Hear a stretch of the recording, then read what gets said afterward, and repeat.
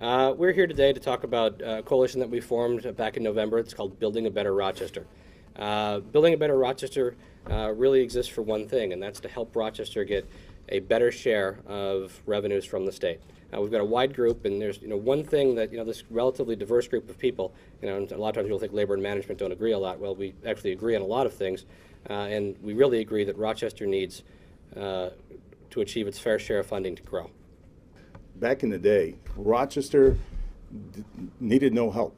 We were producing all the jobs that we needed. Today, it's a different story.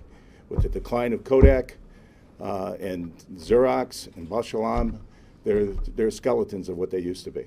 So that's basically now coming together. We need to get our fair share. What Rochester has, even though it has declined in terms of its industrial base, it's got good bones. We've got something to build on up there. We really do.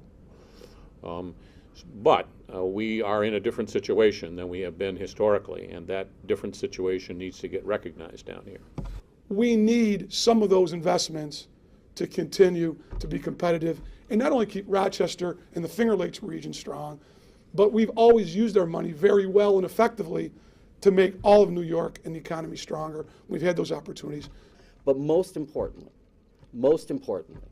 so that the people in the city of Rochester and the greater Rochester area can have jobs, their families can be successful, the young people can find jobs when they come out of school or college and stay in the area where they grew up. That's our goal, and we're very hopeful that we'll have some success. There's a feeling in our community that Rochester has been to some degree overlooked, and that other communities perhaps have had greater challenges or have reputations for greater challenges, but when you look at the data, we have challenges too. And over the next few months, over the next few years, we're going to continue to bring this message, and I want to give credit to Aaron Hilger and the coalition for really sort of bringing us together to focus on this. I think we've always made the argument, but now it's a focused way, and we're going to continue to do everything we can to make sure the city of Rochester is whole and that it has the resources it needs to continue to grow and prosper, but also for the region economically.